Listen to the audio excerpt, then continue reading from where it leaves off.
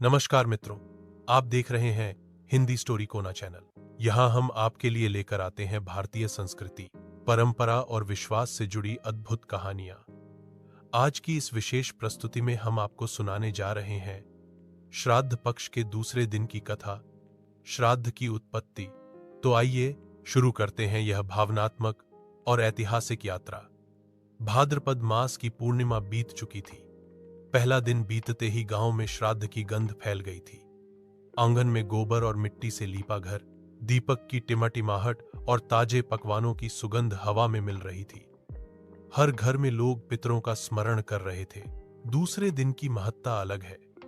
इसे कहा जाता है श्राद्ध की उत्पत्ति का दिन। यही वह दिन है जब इंसान ने पहली बार अपने पितरों के लिए जल और तिल अर्पित किए और एक परंपरा की शुरुआत की जो आज तक अनवरत बह रही है। बहुत समय पहले नर्मदा तट पर महिष्मती नगरी बसी हुई थी। इस नगर के राजा थे कर्तवीर्य अर्जुन। राजा बलशाली, पराक्रमी और सहस्रबाहु, हजार भुजाओं वाले कहे जाते थे। उनके साहस की कहानियां दूर दूर तक फैली थीं। राजा अर्जुन ने इंद्र और वरुण जैसे देवताओं तक को युद्ध में चुनौती दी थी। उनके पास अपार बल और ऐश्वर्य था, परंतु समय का चक्र कभी स्थिर नहीं रहता। एक बार महान शिव परशुराम से उनका संघर्ष हुआ। इस युद्ध में अर्जुन और उनके अनेक वंशज वीरगति को प्राप्त हुए। महिष्मती का राजमहल सुनसान हो गया। राजा अर्जुन के जो वंशज शेष बचे थे वे गहरे शोक में डूब गए। उन्होंने देखा कि उनके पितृ युद्ध में मारे गए वीर शांति नहीं पा रहे हैं। रात्रि के समय सपनों में वे बार बार प्रकट होते और जल की प्यास से व्याकुल नजर आते। एक बार अर्जुन का पौत्र जयध्वज अपने महल की छत पर सो रहा था। सपने में उसने देखा कि उसके पितर नर्मदा के तट पर खड़े हैं। होंठ सूखे हैं, आंखों में करुणा है। उन्होंने कहा, बेटा, हम प्यासे हैं, हमें स्मरण कर, हमें जल दो, हमें तिल दो। जब तक हमारे वंशज हमें तृप्त नहीं करेंगे, हम शांति नहीं पाएंगे। जयध्वज घबराकर उठा और सुबह ही यह बात महल के सभी बुजुर्गों को सुनाई।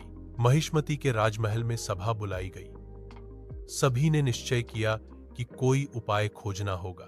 राजपुरोहित ने कहा, हे राजकुमार, शास्त्रों में कहा गया है कि पितरों को जल, तिल और अन्न का अर्पण किया जाए।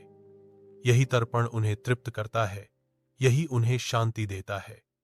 बिना श्राद्ध किए मृत आत्माएं अधर में भटकती हैं। ऋषियों ने समझाया कि जब आत्मा शरीर छोड़ देती है तो उसकी यात्रा पितृलोक की ओर होती है, परंतु वह यात्रा तभी पूर्ण होती है जब वंशज उन्हें श्रद्धा से स्मरण करते हैं और अर्पण करते हैं।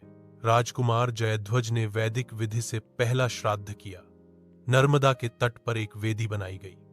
तांबे का कलश रखा गया, उसमें स्वच्छ जल और तिल भरे गए। मंत्रोच्चार हुआ, पितृभ्यः स्वधा नमः, प्रपितामह्य स्वधा नमः, तत्पितामह्य स्वधा नमः। जयध्वज ने जल और तिल अर्पित किए और ब्राह्मणों को भोजन कराया। सभी नगरवासियों ने भी यही किया। उस रात जयध्वज ने फिर सपना देखा। इस बार उसके पितर संतुष्ट और प्रसन्न थे। वे मुस्कुरा रहे थे। उन्होंने कहा, बेटा, तूने हमें तृप्त किया, अब हम शांति से पितृलोक जा सकते हैं। इस परंपरा को मत तोड़ना। यही से श्राद्ध की परंपरा प्रारंभ हुई। महिष्मती से यह रिवाज पूरे भारतवर्ष में फैला। हर पीढ़ी ने अपने पितरों को जल, तिल और अन्न अर्पित करना शुरू किया। ऋषि मुनियों ने इसे वेद और पुराणों में स्थान दिया। मनुस्मृति में कहा गया, पितृदेवता मनुष्य से केवल श्रद्धा चाहते हैं। जल की एक बूंद और तिल की एक मुट्ठी से वे संतुष्ट हो जाते हैं। एक समय की बात है, महिष्मती में एक निर्धन ब्राह्मण रहता था। उसके पास इतना धन भी नहीं था कि वह पितरों के लिए भव्य भोज करा सके। उसने केवल जल और कुछ तिल अर्पित किए।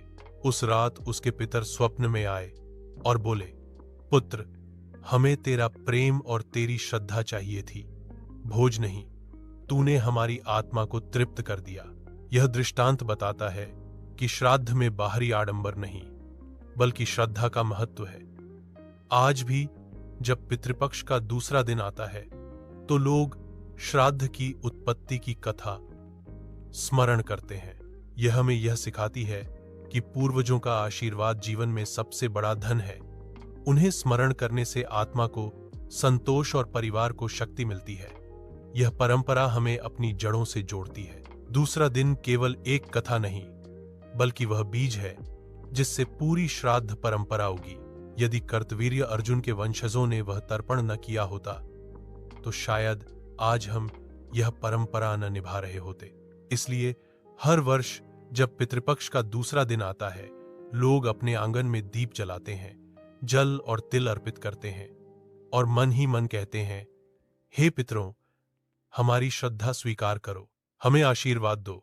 यही हमारी परंपरा है, यही हमारी पहचान है। तो साथियों, यह थी श्राद्ध पक्ष के दूसरे दिन की कथा, श्राद्ध की उत्पत्ति।